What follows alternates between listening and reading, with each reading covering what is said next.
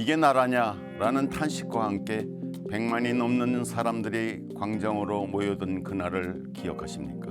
모두가 한마음으로 쟁취하고자 한 것은 나라다운 나라였습니다. 그렇다면 나라다운 나라는 무엇일까요? 적어도 국민의 목소리에 귀를 기울이고 국민의 뜻에 따라 국정을 운영하는 나라일 것입니다. 국민을 위해 헌신하고 모든 과정과 결과에 책임지는 정부일 겁니다. 그런데 지금 우리는 그런 나라에서 살고 있습니까? 우리의 정부의 모습은 어떤가요? 헌법을 통해 책임지는 정부를 만들 수는 없을까요? 홍준영 교수님의 이야기 들어보겠습니다.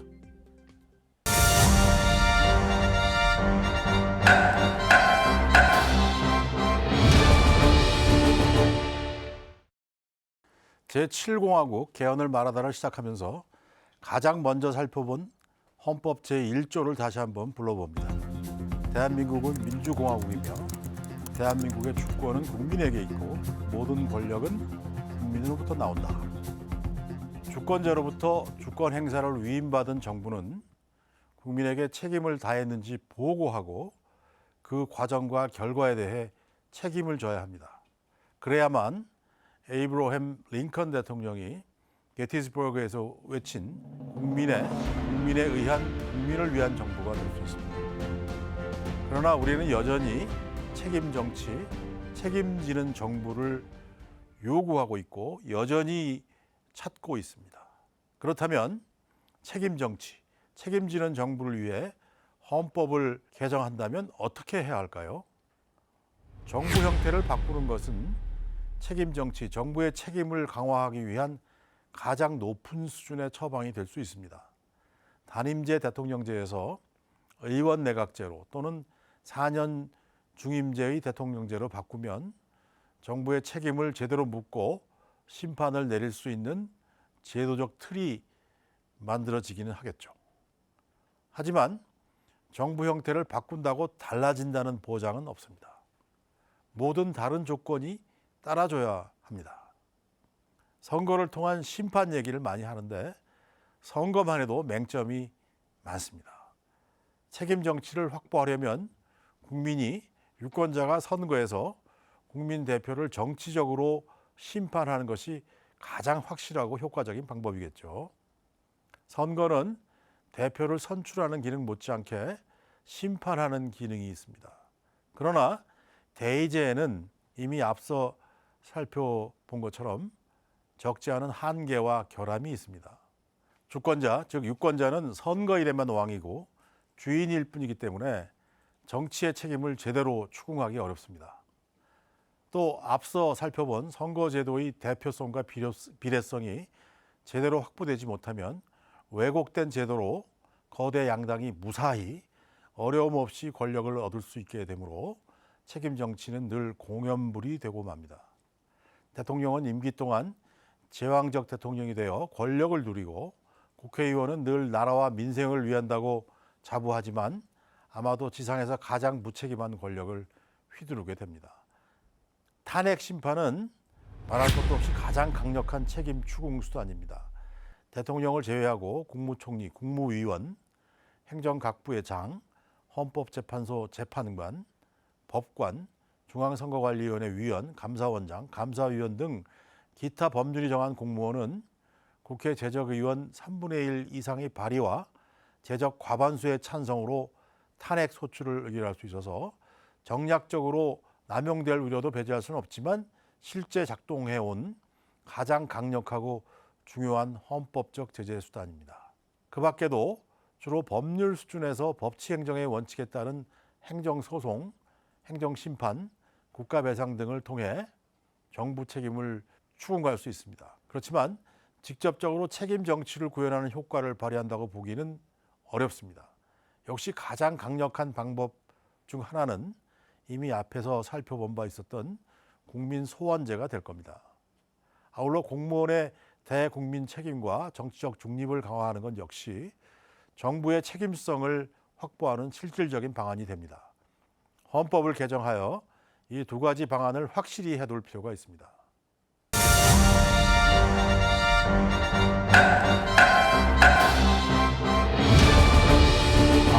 비선에 의해서 좌지우지됐던 권위주의 정권을 무너뜨리고 대통령을 파면시킨 역사가 있습니다. 그런데 탄핵 심판을 내린 후에도 크게 변화가 없었다는 생각이 듭니다. 현행 헌법에서는 공무원의 신분과 정치적 중립성을 법률이 정하는 바에 의하여 보장된다고 명시되어 있습니다. 공무원의 신분은 법률로 정할 수 있되 공무원의 정치적 중립성에 대해서는 국민들의 요구가 직접적으로 표출되었기 때문에 이에 대한 언급이 있어야 하지 않을까요? 정치적 중립성이 단순히 법률이 정하는 바에 의하여 보장되는 것이 아니라 헌법에서 구체화되어야 한다고 생각하는데 이에 대해서는 어떻게 생각하십니까? 네, 헌법 제7조에 의한 공무원의 정치적 중립성 보장은 조금 더 실효성을 강화할 필요가 있습니다. 현행 헌법은 7조 1항에서 공무원은 국민 전체에 대한 봉사자이며 국민에 대하여 책임을 진다고 전제한 뒤 2항에서 공무원의 신분과 정치적 중립성의 보장을 법률에 맡기고 있습니다.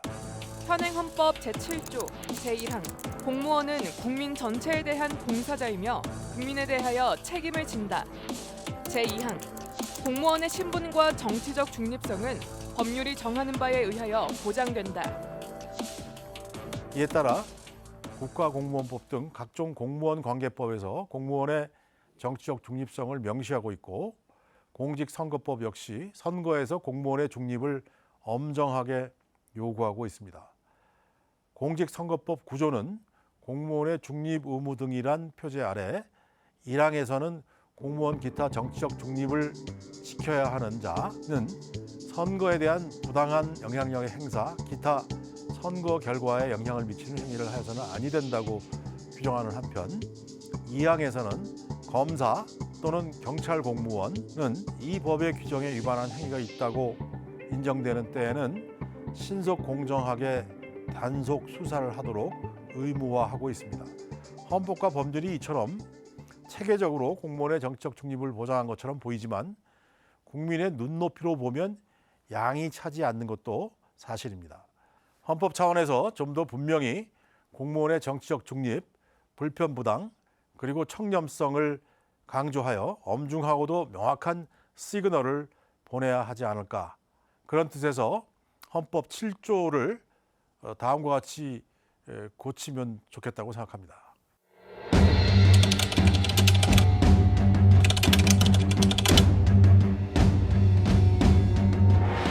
헌법 개정 제안안 제7조 제1항 공무원은 국민 전체에 대한 봉사자이며 국민에 대하여 책임을 진다. 제2항 공무원은 직무를 수행할 때 정치적 중립을 지키고 공정성과 청렴성을 훼손하여서는 아니 된다. 제3항 공무원의 신분은 법률이 정하는 바에 의하여 보장된다. 다음으로 국회의원도 정무직 공무원입니다. 국회의원의 책임을 강화하는 방안도 헌법에서 좀 더 분명히 해둘 필요가 있습니다. 국회의원의 청렴 의무나 지위남용 금지는 이미 현행 헌법 46조에 반영되어 있습니다.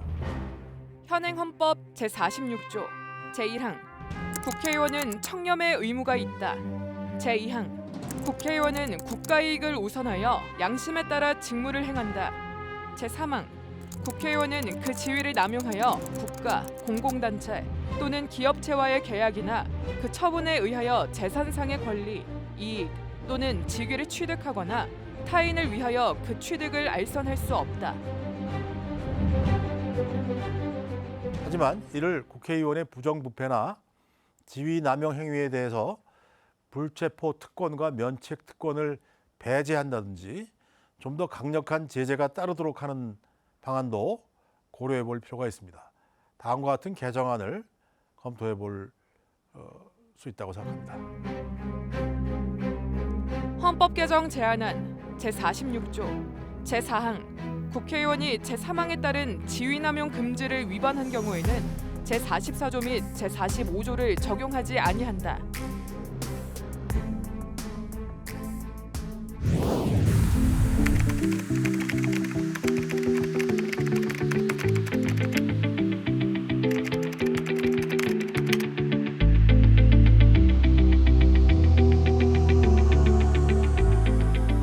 또한 국회의원의 윤리심사나 징계 역시 그동안 유명무실했다고 해도 과언이 아닐 정도로 실효를 거두지 못했습니다. 각 정당들이 안으로 굽는 팔로 제도를 겉돌게 만들거나 형해화했기 때문입니다.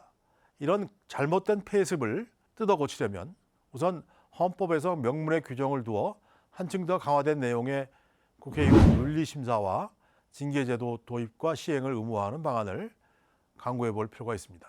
아울러 국회의원이 법률안을 제출하고 상임위, 본회의 등에서 심사하여 통과시키고도 이에 대한 책임을 면하는 입법 무책임의 폐단을 방지할 수 있는 장치를 헌법에 제도화하는 방안에 대해서도 진지하게 고민해 볼 필요가 있습니다.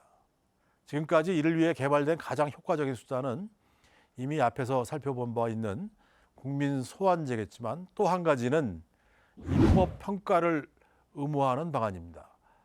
입법 평가를 의무화하는 조항을 두어서 국회의원들이 입법에 대해서도 책임을 진다는 뜻을 분명히 할 필요가 있습니다. 입법권자인 국회의원의 책임을 강화하는 것은 어쩌면 당연한 일입니다. 하지만 그것을 어떻게 실현시킬 수 있을까요?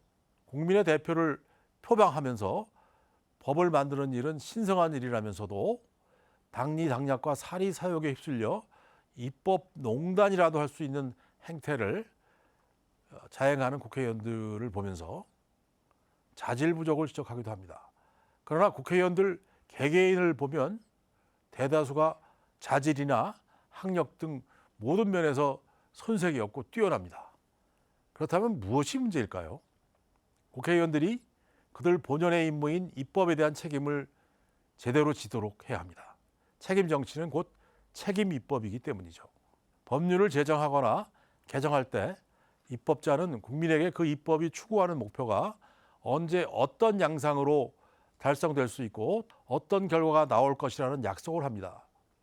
독일 슈바이어 대학의 공법학자였던 피처스 교수는 이를 의약품의 효능 표시에 비유하기도 했죠. 국회의원들이 소속 정당의 지침이나 지시를 받아서 법률을 만들고 고칠 때는 심혈을 기울이지만 일단 입법 과정이 종료되면 나몰라라 그걸로 끝입니다. 약속한 대로 그 효험을 발휘했는지 부작용은 없었는지 결과에 대해서는 아무런 책임을 지지 않으려고 하는 경우가 일반적입니다. 자신들의 업적을 자랑하는 트로피로 진열장에 걸어놓는 그런 경우 말고는 입법의 결과에 책임을 지지 않습니다. 책임을 지기는커녕 나몰라라 방치하며 애프터 서비스마저 기피하는 현상. 입법 무책임주의가 만연되어 있습니다. 입법 무책임주의를 근절하려면 무엇보다도 입법자가 법안의 작성과 함께 그 목표와 기대 효과, 성과 측정 지표나 방법 등을 미리 밝히도록 하고 사후에 일정한 시점에 그 성과를 측정 평가하여 입법의 잘잘못을 가리고 그에 따라 법 개정이나 후속 입법이 이루어지도록 해야 합니다. 특히 국민에게 입법의 성과를 직접 확인하고 불량 입법을 걸러낼 기회를 주기 위해서라도 단지 통과 의례로서 사후적인 입법 평가가 아니라 입법 평가 절차를 투명화, 개방화하여서 입법 평가를 위한 공공 참여 프로세스를 제도화하는 것이 무엇보다 중요합니다. 그동안 입법 평가는 의원 입법의 경우에는 그나마도 제대로 실행되지 못하고 있지만 입법의 전 과정을 다양한 평가 항목과 평가 기준을 가지고 평가함으로써 잘된 입법과 그렇지 못한 입법을 가리는 데 급급했습니다. 이 문제를 해결하기 위한 출발점으로서 헌법에서 입법 평가를 의무화하는 조항을 두고 그 결과를 공개하도록 하여 유권자의 심판이 이루어지도록 할 필요가 있습니다. 국회의원들이 그 본연의 임무인 입법 책임을 회피하거나 게을리하지 못하도록 헌법에 못을 박아 놓아야 합니다.